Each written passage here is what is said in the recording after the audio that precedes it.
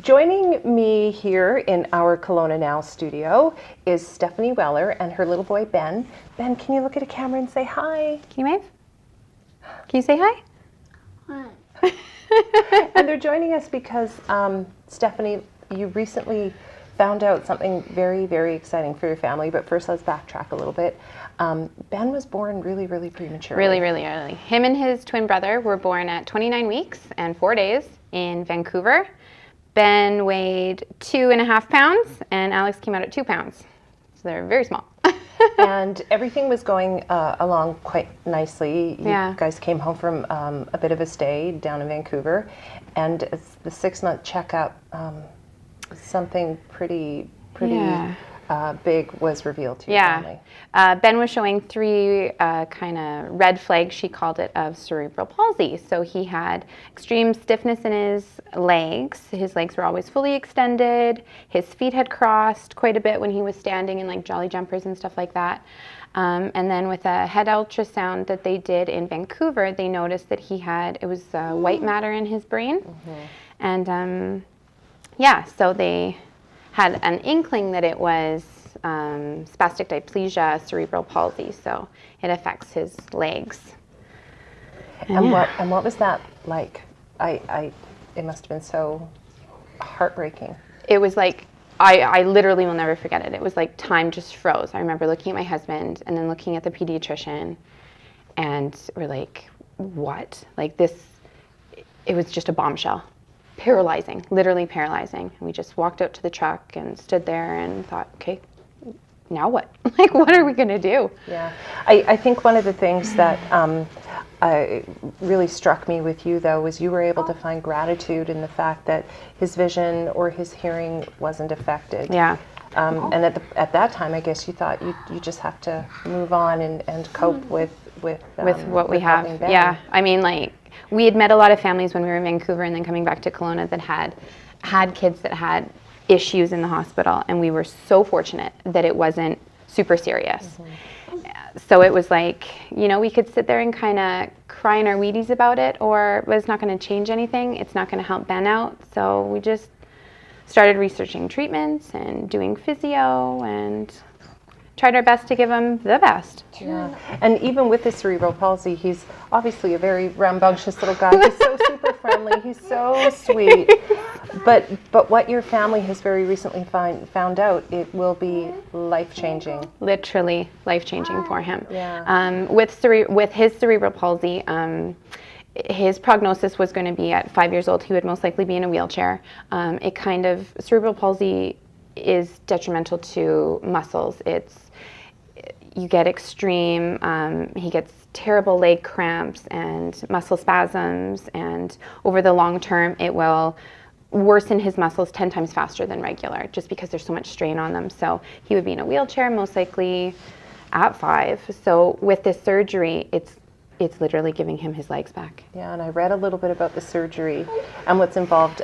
Describe it for us. It's going to happen in St. Louis. Yeah, the doctor that does it there, he kind of pioneered it 30 years ago, and he's pinpointed it to the least invasive, the least complications. They do an incision at the base of his spine and use electricity to kind of pinpoint which nerves are attached to the damaged part in his brain, and they cut them. And then that's it. So the spasticity is gone. He still has control of his muscles once he kind of learns how to reuse them. But the pain of cerebral palsy will be gone for him, which is, I can't even put it into words. And what you had said earlier is that it's a very instant thing, but he's going to have to learn how to walk without cerebral palsy. Oh yeah. The surgery is a 3 to 4 hour surgery, and I used to be concerned that was the scary part of it, but it's actually the recovery part, because for 3 years he's learned how to manage with cerebral palsy.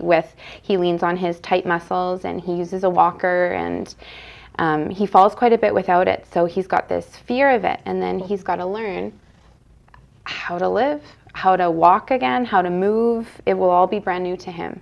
So it's a lot of physio right after the surgery.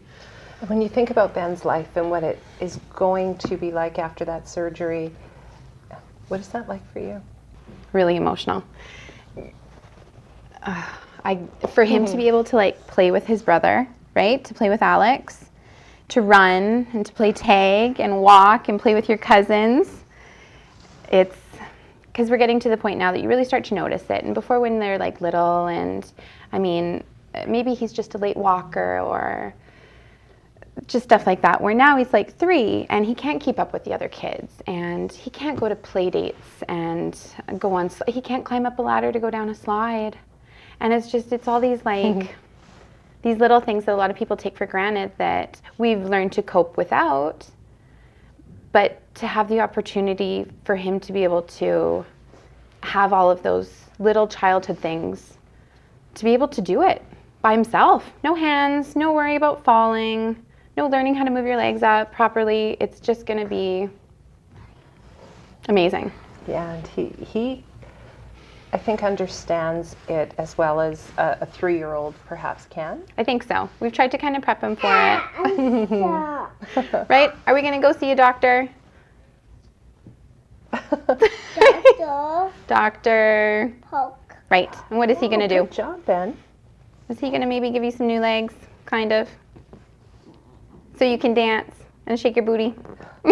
And it could happen in 2020, but you're also on a wait list. For sure, if we don't get a cancellation call, it'll be in 2020, but we are on a cancellation list. So she said, like, most likely it'll be around kind of the end of 2019, which is great because it gives us enough time to plan. We're a family of 4 going down to St. Louis and to fundraise and get this all set up. Yeah, because it's in the U.S., it's not covered, is that right? Not covered by Medicare, not covered by any insurance companies. When we were researching this, we had found Dr. Park and then connected with families that had him do the surgery, and he's the best in the world. People come from everywhere, and not a lot of people get approved. And we are fortunate enough that he did. So you guys do have a GoFundMe set up? Yeah, my husband's work actually did it all for us, and it's been, the outpouring of the community has been unbelievable. So how do folks go about finding your GoFundMe? It's under Ben's Wish to Walk. It's so you just search that in the GoFundMe page. He's also got his own like email thing done for e-transfers, and then any of the Kelowna Ready Mix locations, there's 3 of them in the valley, and you can just literally walk in the door and they're taking all the donations. It has been, what they have been able to do for us is crazy. What do you think about now when you look at them? I'm like, I wonder.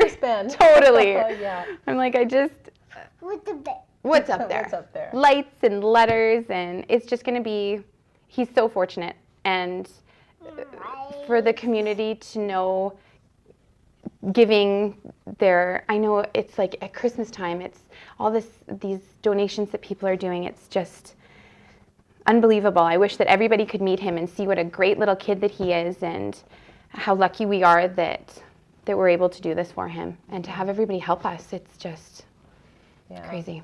Well, when you guys get back, maybe we should do an update. What do you think? Totally. Yeah. We'll have to put like a little cage for him because he's going to be running around. Hey? Maybe we can get him to say, hey, Ben, can you look in the camera, buddy, and say, thanks for watching? Thanks so much. And say thank you. Thank you, everyone, for helping. Thanks for everyone to help. Can you blow a kiss? And thanks for watching Kelowna Now.